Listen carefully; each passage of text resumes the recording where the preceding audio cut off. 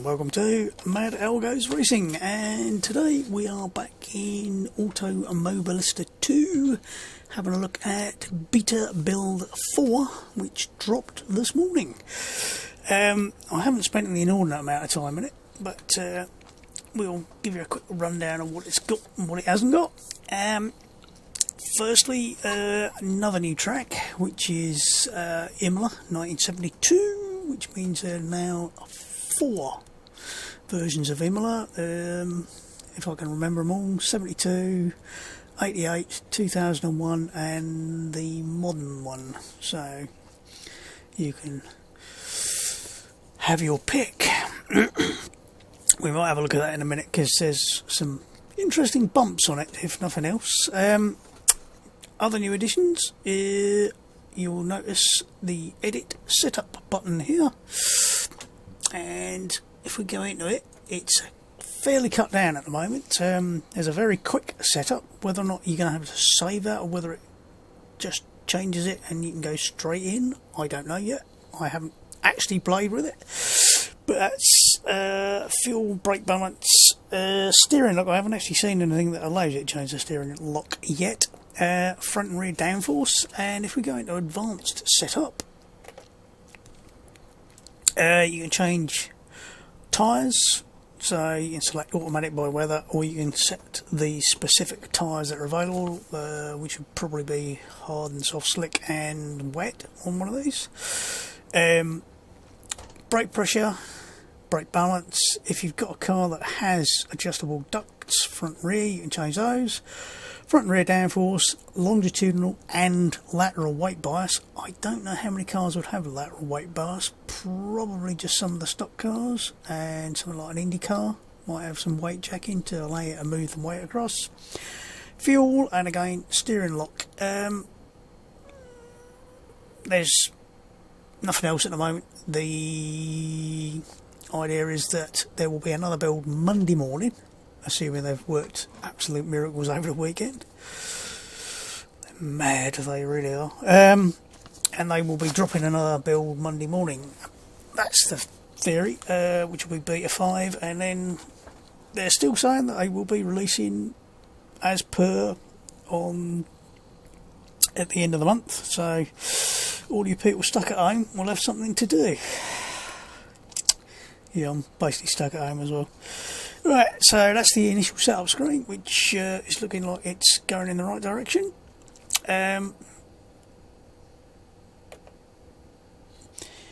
What else? Physics, they have doubled the tyre tread and width resolution in the tyre model. Now, what I find interesting in that is during WMD on Project Cars 1 and 2, several times they tried various things about seeing how much they could get away with in terms of physics calculations, and one of the things they did was tried increasing and changing the resolution both in terms of the width and the around the circumference of the tyre, the resolutions of the tyre model, and see how it affected things. And mostly it affects it because you need a lot more processing power, therefore you run out. Now, how bad is it going to be on a PC?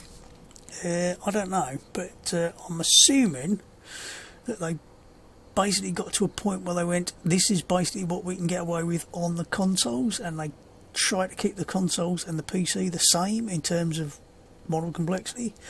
So whether they didn't go as far as they could have done and said, yep, you just need an 8-core 16-thread CPU, stuff it if you haven't got one. So the other thing they all tried doing during the WMD was increasing the frequency. Now, I know for a fact that Reese are already going at 720 Hz instead of 600, but at one point they were testing at 6,000 Hz for WMD, and they said as they do that, the improvements in the model is quite astounding.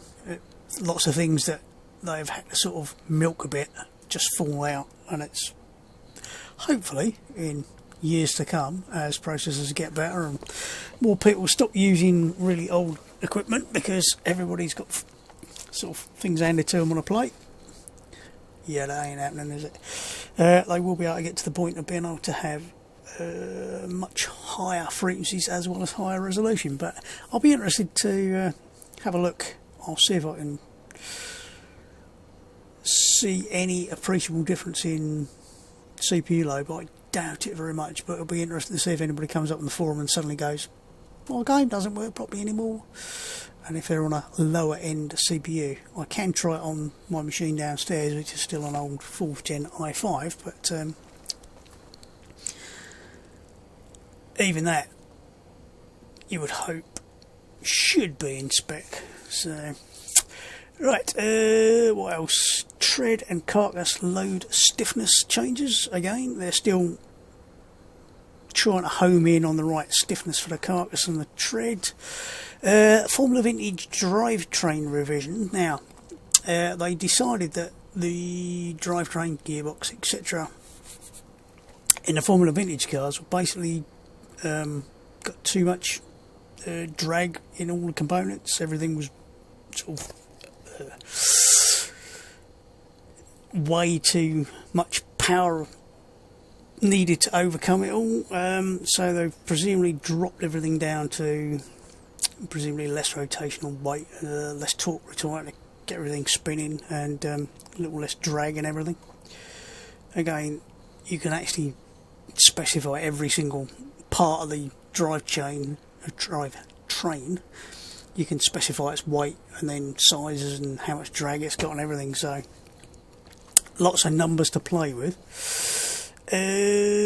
More work on the rain tires, gearbox damage and timing. So presumably they've either tightened up or loosened some of the timings on sort of H patterns and things like that. Driving aids for gamepads. I haven't actually turned the driving aids on when I've been trying it on a gamepad earlier today, so it felt pretty similar to what it did before. AI, they've added more options to help with the balancing. One of the things they've added is a standing start variable, so that some of the cars that are either too fast or too slow off the line, they can adjust them up or down a bit. Various audio changes. I can't remember anything off the top of my head that really stood out in that line. Tracks. Loads of changes in art and physics, and a bit of work on track limits, because there's still several tracks where you just can be going around and suddenly you'll get your lap invalidated for no particularly good reason. Added night light into several tracks. I can't remember which ones off the top of my head. Vehicles various. Yeah, I can't remember. But the big change in terms of what you're likely to feel is force feedback. They've changed the pneumatic trail to be the same, basically the same code as they were using in AMS. It's definitely changed it. They've also changed the FX setting so that it's not using fake road noise, it's actually picking up real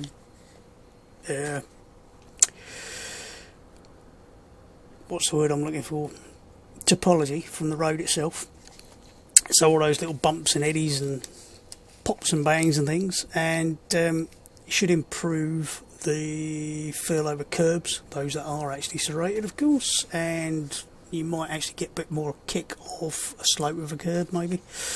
And they've added engine vibration and tyre scrub. Now the engine vibration is something that I will probably, if I notice it, turn it off, because it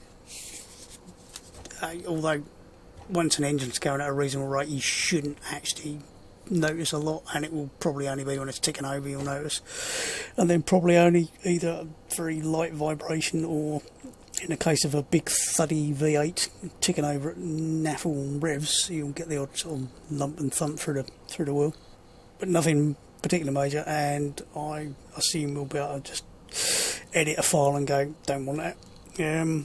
whether or not it really brings anything to the party as far as FFP is concerned. Opinions vary, shall we say. And lastly, tyre scrub, which is being picked up from the tyre model itself and should give you an idea of what's going on. I can't say I've actually detected any tyre scrub, but then I am still playing with the settings, and at the moment I've turned down... which bit have I turned down? I turned down the low boost, or have I turned down FX? I can't remember which one I turned down now. But basically you can definitely feel a lot more of the road, which is good. You can definitely feel the tyres loading up as you're turning, which is good. You're still feeling what's going on with the back end trying to get away from it, which is good. The only thing I can't say I'm actually noticed is a lot of scrub, but then crap old wheel, who knows? So there, you feel a lot of build up as we go around, and I'll see if I can persuade it to go over a couple of curves and see if we can actually see it rattling around a bit. That's not a particularly lumpy curve, that one's fairly lumpy.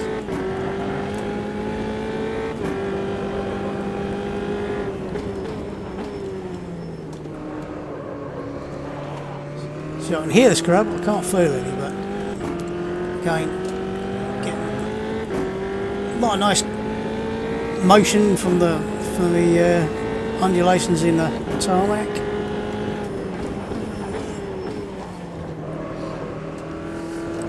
Yep. You may have noticed the steering wheel went over that curve, because that one's definitely serrated.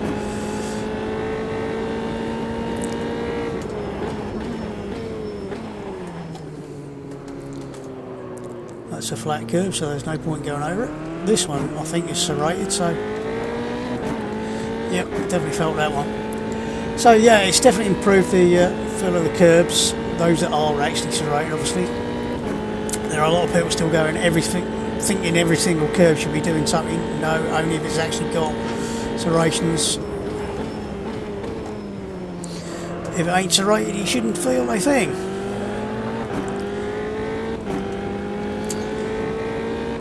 For obvious reasons. Now, I have to say it's definitely much more like AMS now in terms of feel, which for those people who were a little bit concerned it was a bit too much like Project Cars 2, it ain't anymore. It's definitely got that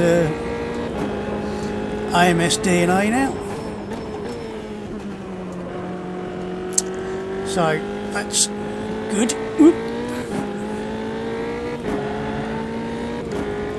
And really good effect of build up on aero and everything else. So the faster you go, the more you can feel the aero load, which is really nice. Again, you should be able to see the wheel banging about a bit there.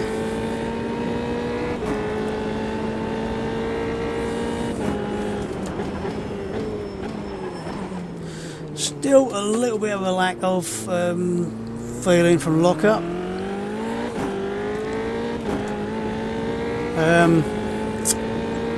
Definitely in Project Cars 2 I can get a feeling when I lock a wheel, I can feel it pulling side to side. I don't seem to really be getting that on this, but it might be something that just needs a bit more work on the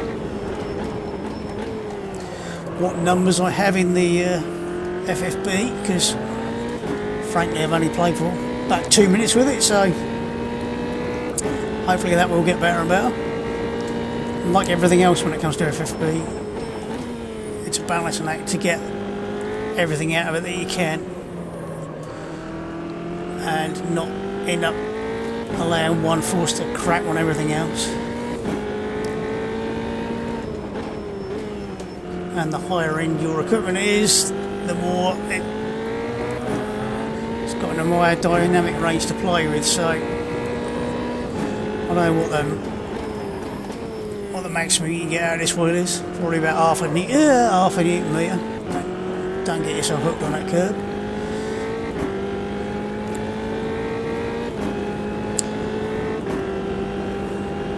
I know there's probably people out there going, you shouldn't do that. Well, I don't know whether it's genuine or not, to be absolutely honest, but thinking about it, if you've tipped the car up, you've changed all the camber on the rear tyres and done all sorts of weird things, so. But Montreal's looking lovely in the sunshine. Though what all these people are doing in the stands when they should all be self-isolating and social distancing, get out of it, come on. Of course you can turn the crowds off, so you can make it look like a real race event, like nobody's there.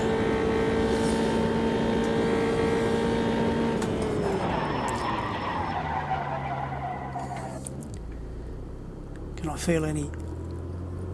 Well, it feels a bit lumpy. I'm just trying to think whether I can actually feel any sort of flat spotting.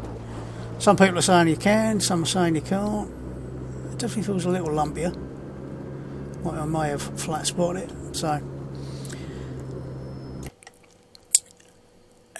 like all these things, how good your FFB is will depend on how you've set it up, how you want it, and everything else. So, right, return to pick box, exit, and we'll have a quick look at Imola 1972 and what we're going to drive around it.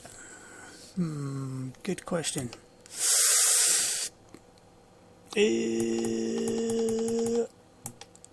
2001, that's the modern one, that's 72, 88, I was right, thank God for that. Let's have a drive in what? Something a little bit more,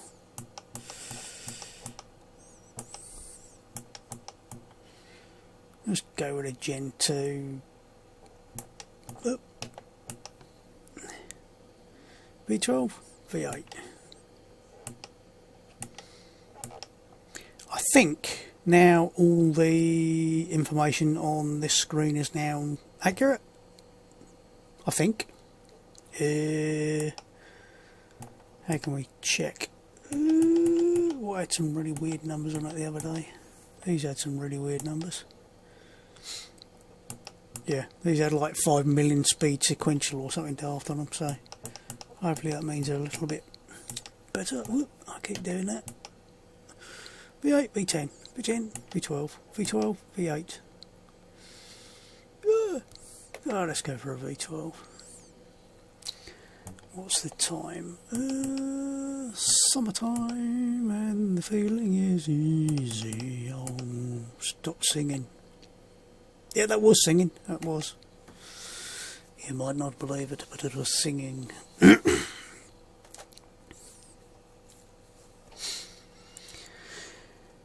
Ho hum. Right. That's not the nicest sound of a starter, I have to say. I am hoping they're going to change it. Right. H pattern. This is where I miss gear after gear after gear.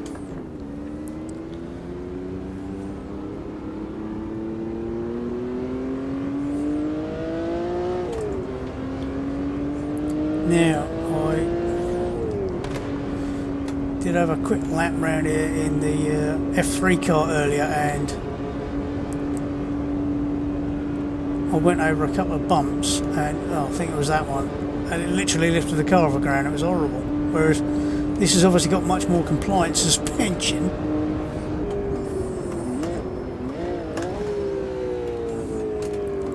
That was terrible.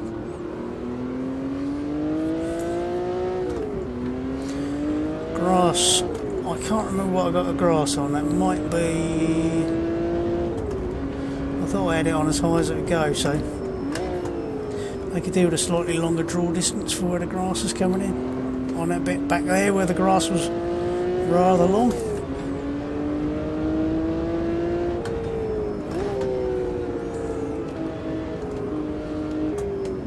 Bit of left foot braking.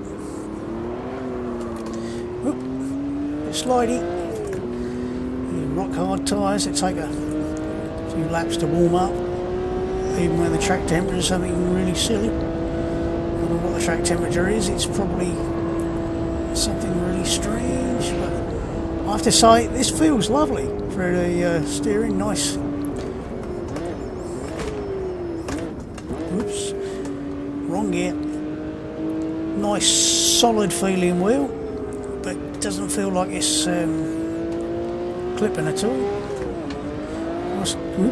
Can't tell at the moment because we haven't got a clipping meter, but a bit of heat in the tyres will be nice. We'll just have a look to see. I think. Oh, it's only 30. Oh, no. No, no. No, I didn't want to retire. I wanted to resume. How did it? I'm not sure what happened there.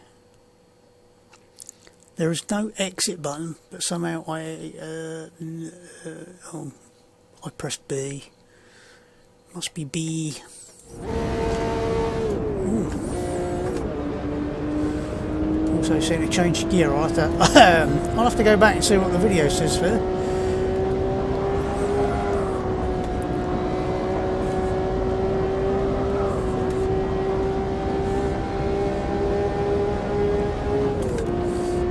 Heating the tyres will be really nice. Oh, we're not going to stop, we're not going to stop.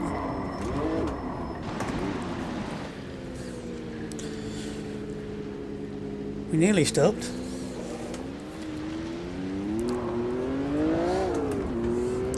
So what I mean about the grass that side, I will check, but I thought I was on the higher setting, so that's all procedurally generated if I remember rightly, so it's sort of does something a bit clever with the grass. I might be talking out on our backside there, but I thought, yeah, I seem to remember that's how that was done.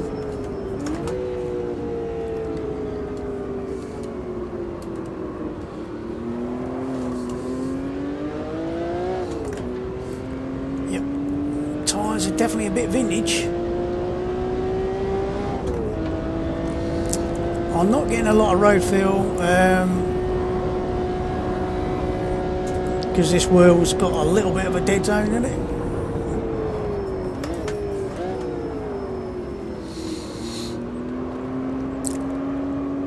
So in a sort of on the straight, I'm not getting as much banging about as I might do with a wheel that doesn't suffer from having a bit of a dead zone. Though this probably isn't as bad as the G27. Now, slowly getting a bit of warmth in the tyres, so we might not slide. Oh, that's scary. I think we might break a little before the corner this time and slow down a bit. Oh, that sounds nice.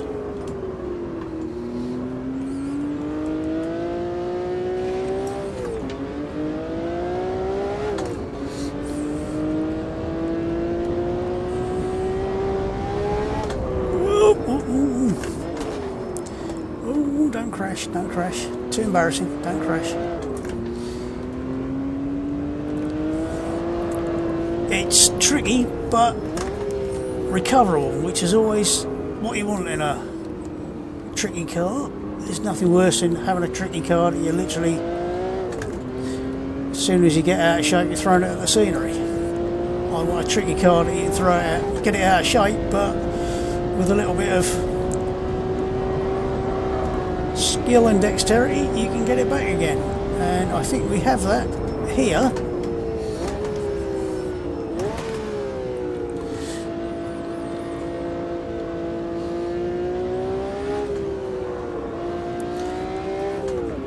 I think. Ooh.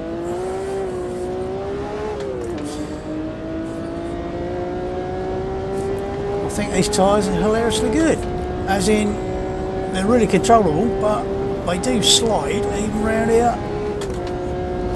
And don't forget, we have actually got a wing on the back. I don't know how good it is, but that's literally the back end, just slowly rotating all the way around here. Lovely.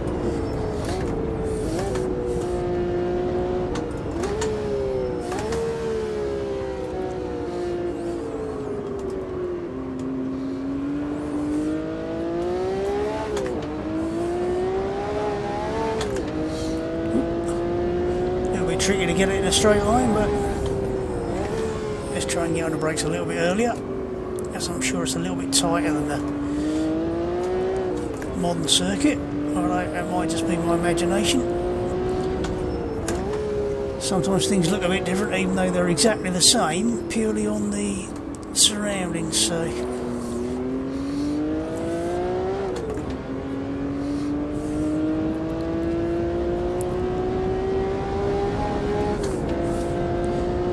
I have to say this is feeling absolutely bloody superb.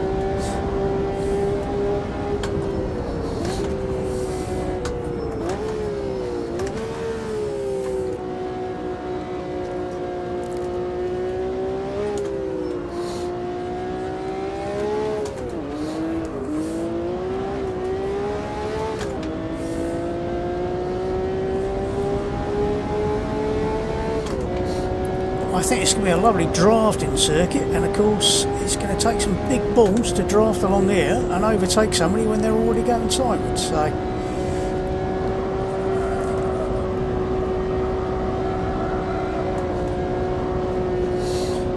oh, that's fun. That really is fun.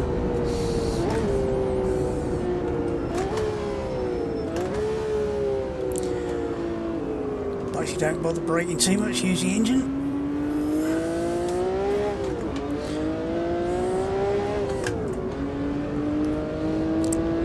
We've actually got some heat in the tyres. Have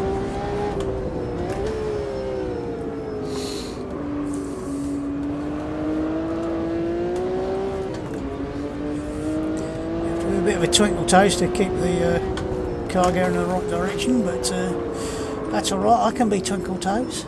Oh.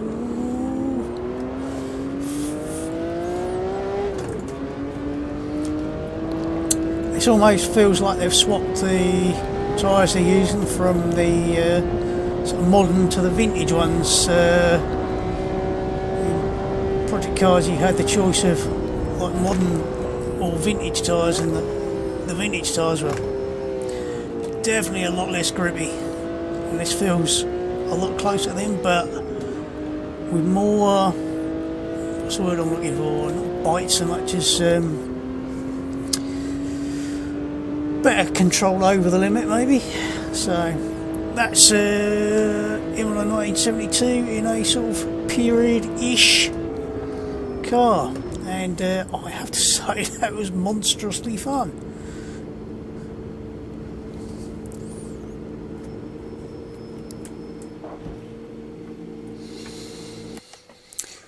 Right, well, I think that will do for now. I don't know how long I've been waffling for. Blimey, as long as that. 28 minutes. I do know how to waffle. So, that's build 4. Like I said, build 5 will be coming out hopefully Monday morning. There was a bit of a delay to this particular build. I think I said bit off slightly more than they could chew in terms of what they want to get out. I can't remember what was meant to be coming out for Beta 5. Oh yeah, more on the setup, yet more changes for some of the FFB, I think it was. But we'll find out on Monday, and I'll let you know. So, for now, most important, stay safe.